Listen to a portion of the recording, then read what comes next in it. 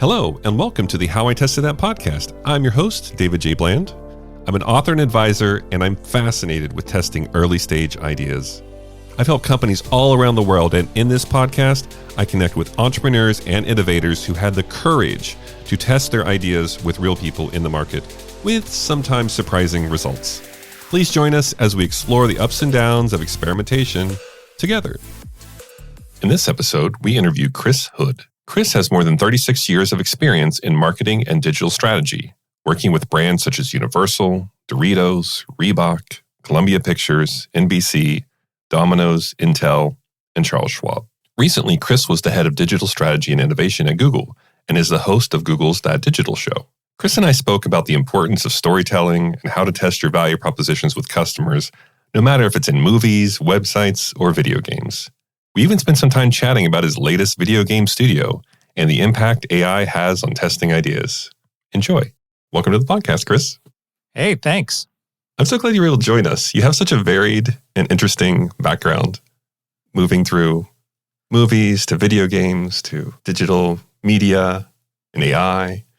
Maybe you can just give a little bit of context for our listeners, so a little bit about yourself, and then we can jump into maybe how you tested a few things.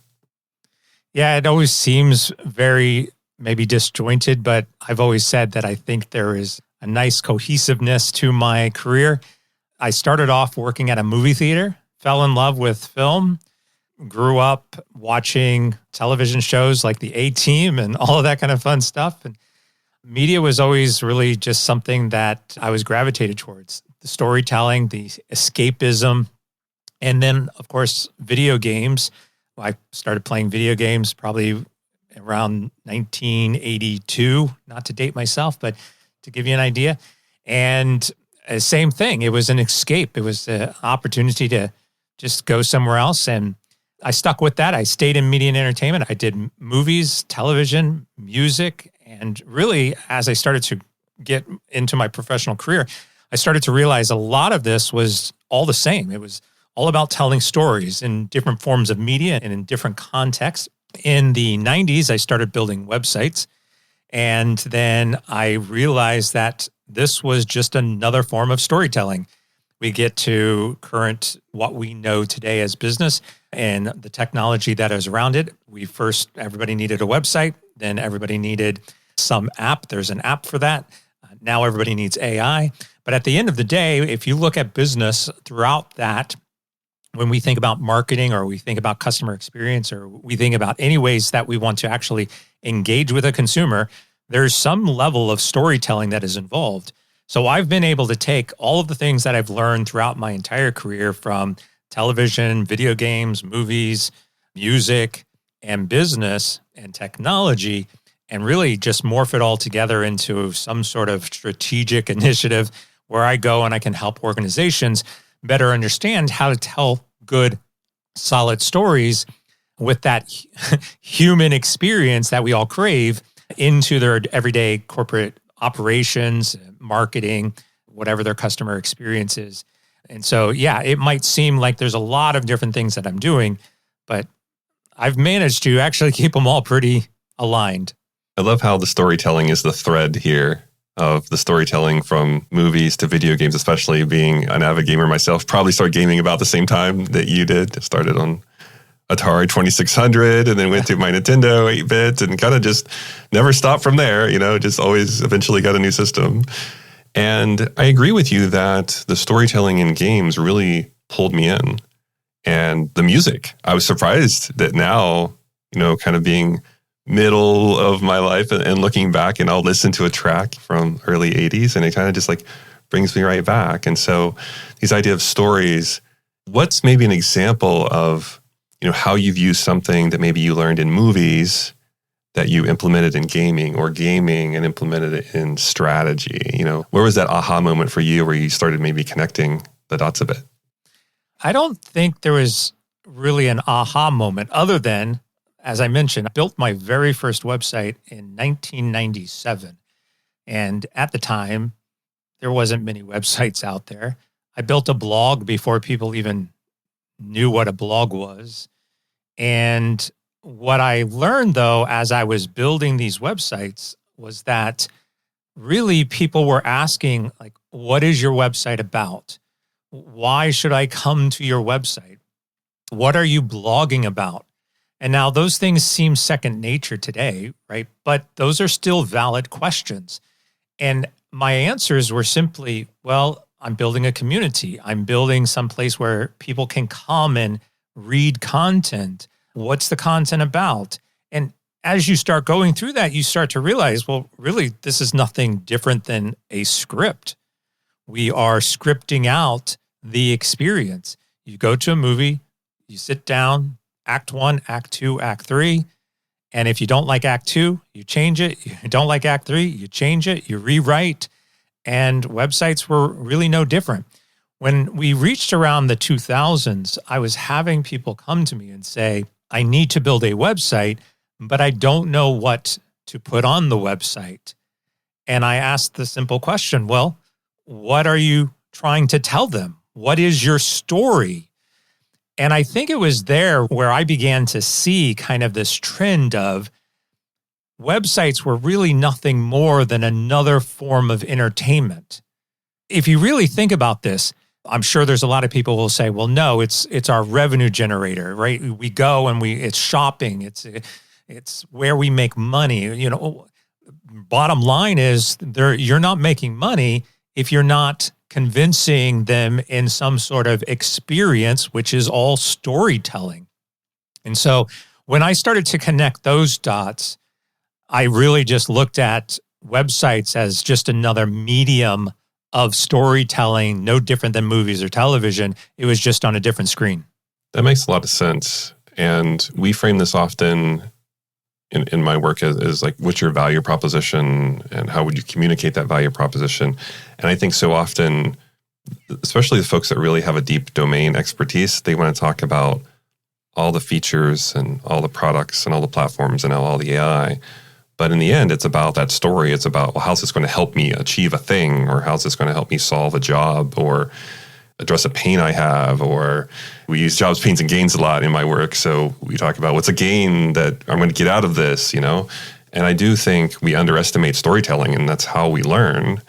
And I was thinking when you were talking about, well, how would you test a story, right? So whether that be movies or in video games or in website design, or even now, maybe we can get to later in AI, like how do you help people work through testing it versus I'm going to craft the perfect messaging and the perfect story and then unleash it on the world and on my customers? How do you help people kind of work through that process?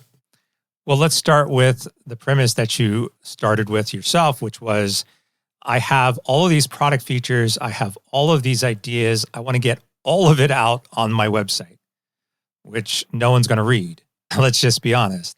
You could have the most incredibly detailed product requirements and definitions, and honestly, no one cares, especially in today's market where people have attention deficit. We want quick bites. Everything has to be readily understandable. So then let's think about this from a reference of movies. Most people learn about movies through either a trailer or somebody tells them about the movie. And when you're talking with your friends, you're not going into the entire details of the movie. You're pretty much summarizing it and giving them what we would call a synopsis. And so I've often told people, can you tell me what you do in 20 words? That's all you got. If you've ever looked at the synopsis of movies a long time ago, the synopsis in movies, or like a TV guide, were like 20 words, right? You had to get exactly, and you're not giving away any of the plot lines. You're just kind of overviewing it.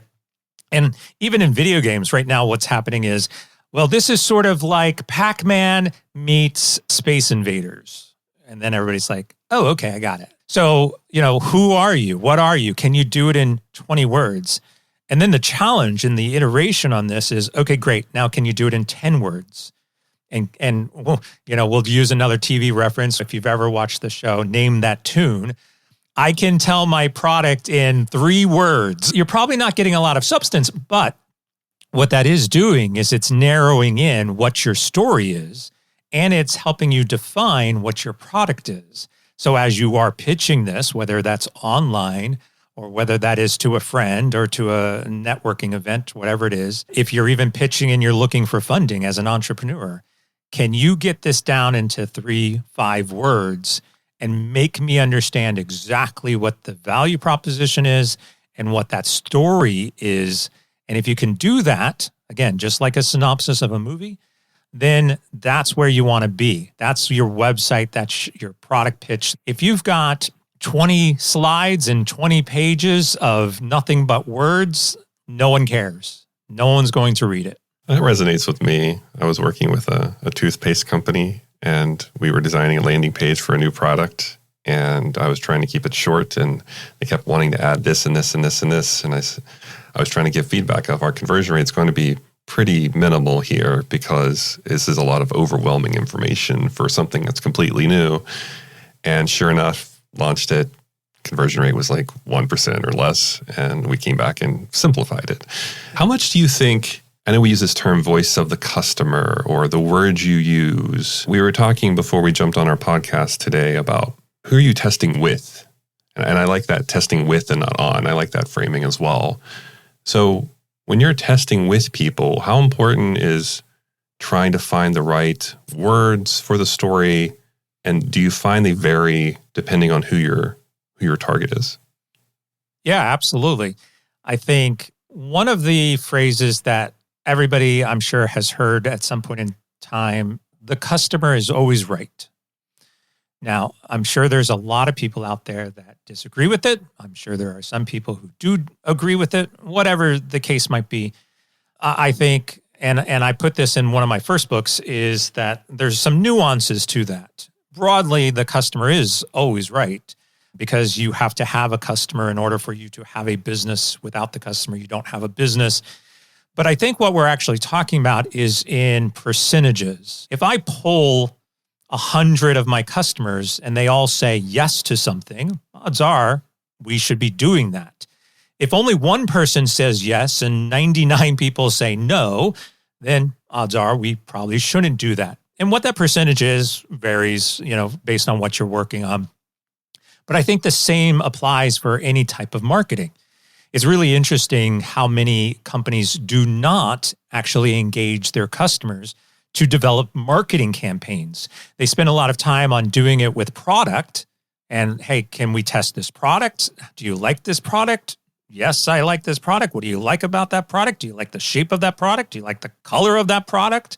Do you like what that product does for you? Like, all of these are typical questions, but no one is sitting there and saying, well, we've got this marketing campaign. Do you like the colors? Does the story resonate with you? Does it make sense?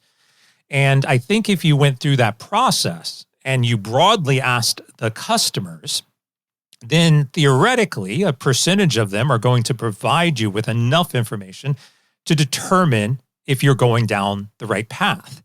And over the course of the last couple of years, there have been plenty of stories of marketing campaigns that have launched that have alienated their customer base. And at no point in time did you actually vet that marketing campaign, vet the story, validate if it's going to be successful with your core customers, because those customers, broadly speaking, are always going to be right. And yes, you're going to have some differentiation. Some different demographics are going to probably think about it differently, but this is why you poll them. This is why you talk to them. This is why we have focus groups. This is why we do surveys. We bring that information together. We look at the data, and then that data tells us, will this story resonate? Will this campaign work for us?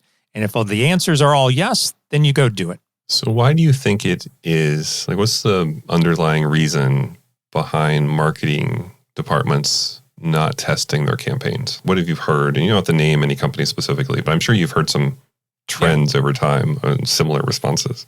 It's usually personal agendas or egos. Like, this is pretty basic. Sometimes you'll have a rogue marketing campaign that goes out there. I want to do this. I think it's great. I'm not going to tell anybody. You get no approvals. You go off and you do it. And, oops, comes out. But I do think a lot of times you will have, marketing is a creative business mostly. And so I think what happens is you'll have egos like, I've got a great idea. If we, put an ape on top of the back of a T-Rex and have them driving a motorcycle, this will work. I'm confident. And somebody says, it's not going to work. Well, I outrank you, we're doing it. There's a lot of politics involved in there, but mostly it's a creative type of structure, and creativity is often ego-driven. That's more likely than not why it happens. I've seen similar things where the absence of evidence, it's opinions going around in circles in that conversation, and whoever ranks the highest usually wins. Yeah. For better for worse. And the opinions, though, right? Like those opinions come from, I'll use myself. I've been in marketing for 35 years. I do have a knack of being able to look at something and say, that will work or that's not going to work.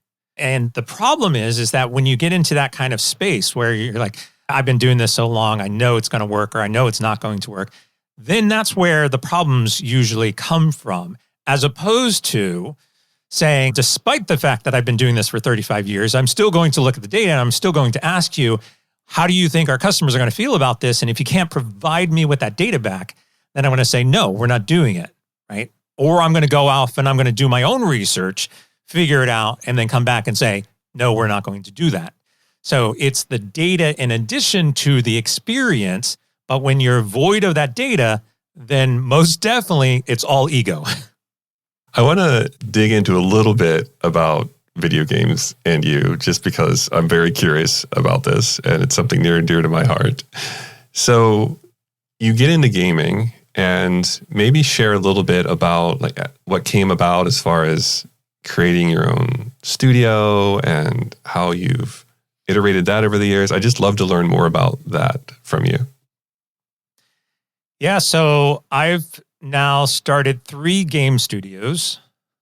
The first one failed miserably. The second one became hugely successful and is actually still in operation. And then the third one is brand new, and we're still trying to figure it out. And it's a good example of iteration for sure at the third studio. Gaming itself is definitely an iterative experience, not just starting companies, right? Like, I'm going to do everything I didn't do the last time and try to replicate the things that worked, or I didn't like that. Like, I think we all have kind of a checklist in our head that says that worked, but video games broadly is definitely a very iterative experience. I think video games probably almost more than any other medium I've seen is, let's actually try to build something. Let's test it. Let's test the market. Let's get people playing it. Let's see how they like it. Let's make adjustments. Let's continue to evolve that game.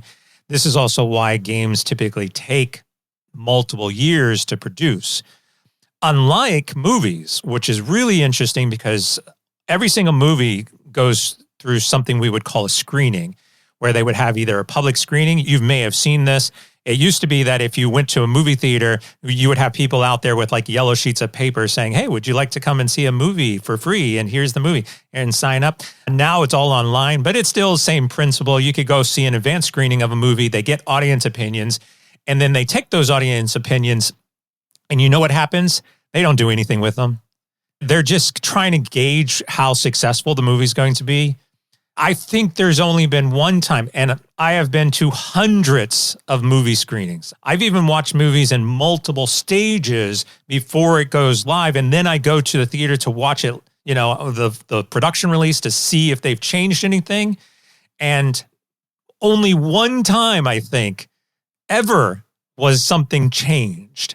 So they just don't care. They've already built their movie. This is really all just market research to try to determine how well the film is going to do and what markets they might want to release it in. Maybe they pull back some budget and maybe they don't market it as hard. Maybe they don't send it to certain demographics because they don't think it's going to do well. And that's all that is.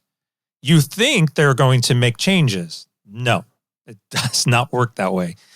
Versus, again, video games, it's all about that. I'll use one more, television, since we're talking about it. I mean, the great thing about television is it's take one. Oh, I messed up. There's a blooper. Great. Take 2, right? And you can kind of watch that iteration in real time. of people making those changes. But yeah, video games, I think, has always been very interesting in terms of learning what the player likes, making adjustments to that game, and doing that continuously throughout the process until the game gets released. And even when the game gets released, there's usually very demanding communities who want different types of fixes or changes. And oftentimes those are delivered. Yeah, I was thinking about, I'm playing a lot of World of Warcraft again recently. And hardcore, I got my priest to 60 somehow, which I'm not sure how I did that without him dying. But I was playing Seasons of Discovery before that, and I was like, this is kind of a test, right? They're doing a lot of different game mechanics in the game. You can only get to 20, and then they learn from the community and change some things. And I eventually, I think they went too far away, and I didn't like the changes, and I stopped playing. But they were pretty active about, oh, this is how the community is responding to this change. And they kind of owned up to the fact that we're trying out a lot of things and we want your feedback on them. I also think we see that with a lot of the early access releases of games where they even charge for them, which I think was almost unheard of in prior decades, right? We would say, well, we're going to do a test, but it's free. And now you have companies, over the last 5 to 10 years charging for early access. And in a way, in my opinion, they're probably building up their coffers a little bit to help further the game development even as well. So it's really interesting. I'm just really fascinated by video gaming and design in general. So you're on your third studio. So what is it you're trying to test out? Like, what are some big assumptions you have on your third studio here with the advancement of AI and everything now? And it feels like tech is just changing so quickly. What are some big assumptions you're trying to work through with your third iteration of this? Yeah, again, I think gaming is interesting because gaming just boils down to one question. Is the game fun? And if you can make a fun game, people will play it. Maybe there's a reason why Monopoly has been so successful for all these years is because generally people like it as a game. Whether it's fun or not, I guess that's opinion. But overall, you make a fun game and it works. And there is really no other metric that you have to be worried about. I think right now, unfortunately, in the gaming industry, there are a lot of business folks, venture capitalists, big business, Microsoft, Sony, and they are looking at profitability more than anything else. They're running it now like traditional businesses as opposed to entertainment. And so the technology is getting involved with the process, but same thing, whether there are certain things that people want to build games for, or whether there's a certain demographic that you want to build games with them in mind, whether it's a specific type of technology, at the end of the day, none of it matters, because if the game is not fun, no one's going to play it. And I think the hardest thing, I've talked about this in the industry before, which is I'll often ask somebody like, why are you building a game? What is the purpose of this? Like, why do you got a studio? Anything along those lines. And they said, well, I love games. I'm really passionate about this. This is my passion project. Well, video games are the wrong place to have a passion project, because at the end of the day, your passion is probably your passion. It's not everybody else's passion. And there's so many indie studios and the such that are out there trying to make their game, and maybe their game will meet a certain audience, but it still goes back to, is it fun? If your passion project is legitimately fun and you've got people playing it and they like it, then great. But in most cases, those types of passions are not everybody else's, and that's usually the problem. So yeah, you've really got to invest your time and energy and understanding into, is what we are building fun, and how can we make it more fun? And that's it. Yeah, I do a lot of business consulting, and I've noticed what you mentioned there, which the thread of, okay, now you get the game, and now there's loot boxes, and now there are custom skins, and now there's a battle pass, and now there's all this other stuff. And it's like, does it ever end? They just force it on you sometimes. And it's like, yeah, okay, this is fun, but there's all this other noise here that's detracting from it, which is the business, the viability of the game. So it feels as if in your third iteration of the studio, you still have this core assumption of, is what we're building fun? So What are some ways you try to test for fun? Because I can imagine it's very subjective. It is, but again, I think you have to just go back to put somebody in front of your game, have them play it, and see how they respond. Do they want to keep playing it? If they do, then there's a level of addiction, which, a lot of games are addictive. Do they smile when they play the game? Are they enjoying it? Are they saying, oh, wow, that was cool? Like those little moments. If you're checking those types of boxes off, then usually you're on the right track. How do you get there? There's a lot of scientific research and study in terms of what's the science of fun. And you can look at that and analyze that and put those things into play. But I do think you also have to be a little goofy, in the process, right? Like I was kind of joking earlier, like what if we put Godzilla on the back of King Kong and had them riding a motorcycle? Like, could we do that?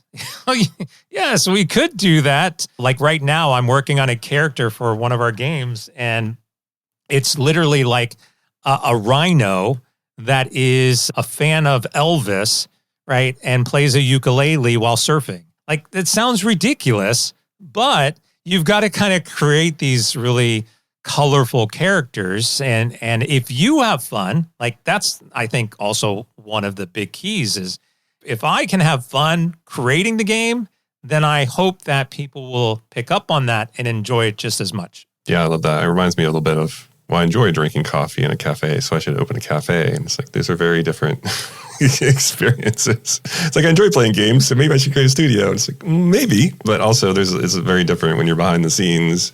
You mentioned a lot about AI, and it's kind of, we were talking about this also earlier. Where do you think AI is going in media? People are leveraging it to test things now. I've seen that in my work and my consulting.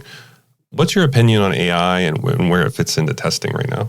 Well, let's start with this. AI in testing is not new. AI has been around and has been a part of testing for maybe 30 years. If you have done any type of coding, test validation, even consumer validation, you can put your application into a system. It will run through that system. It will take all of your use cases. It will put those into formulaic testing processes. You can have it pretend like it's 10,000 people attacking it. Like all of that stuff has been driven by AI for a long time. So that's not new. I think what is new and what is interesting is how people are validating ideas through ChatGPT. And so if we kind of break this down and we say, okay, log into ChatGPT, provide me 5 business ideas that I can do for under $1,000 and kickstart in the next 30 days, right? Oh, great. Here's some ideas. And I look through those and I pick like, oh, number 3 looks good. Let's focus on number 3. Build me a business case for number 3. And then it builds out the business case. And all of this is great. Like coming up with content and coming up with information is fine. You should know that none of it is anything original. Like ChatGPT gets all of its idea from past ideas. So all it's doing is generating other forms of the same ideas. So it's not like you're going to get anything original. But now let's say we've got all of this and we start to try to get into it a little bit more to validate if this is a good idea. I see a lot of people right now using ChatGPT to validate their ideas.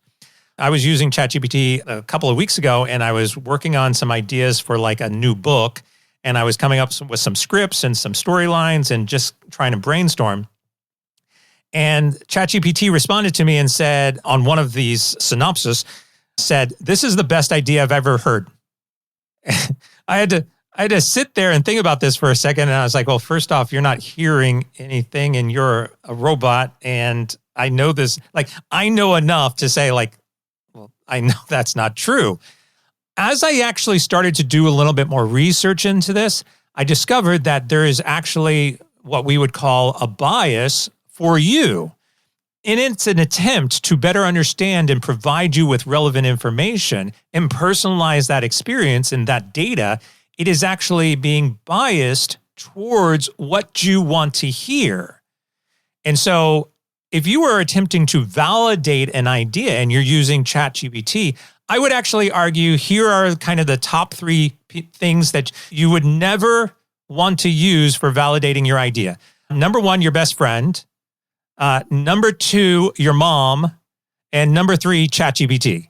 Like, none of them are actually going to give you the validation. Well, they're going to validate you like, hey, this is the best idea I've ever heard.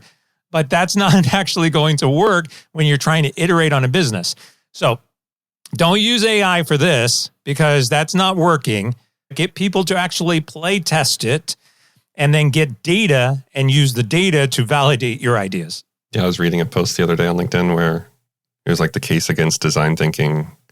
And somehow in the comments, they were recommending the book series I'm a part of, and somehow made the logical leap that you should not interview customers. You should just talk to ChatGPT. And I don't think people know, under ChatGPT, if you log in, right, you go under personalization, there's actually memory there. And it's logging all those interactions. It is tailoring its responses.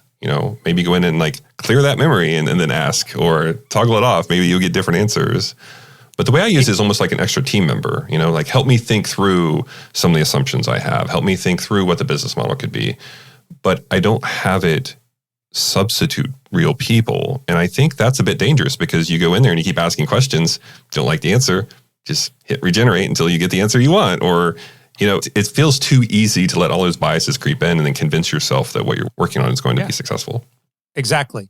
It's not just the memory. The memory is a part of it. There's actually some research. If you find me on LinkedIn, I posted a bunch about this. But when you start a ChatGPT session, and let's say you start it with no memory, it actually provides a 50% neutrality in terms of its response. But over time, the more you stay within a particular session, the more that it will actually start to bias towards you. So a 10-minute, 20-minute, 40-minute, 50-minute session, as time increases, the more it will actually return what it thinks you want to hear, usually in a positive tone. It's not going negative. It's not saying the more you talk, the more you suck at this, right? It's the more you talk, it's purposely trying to provide you what it thinks you want to hear.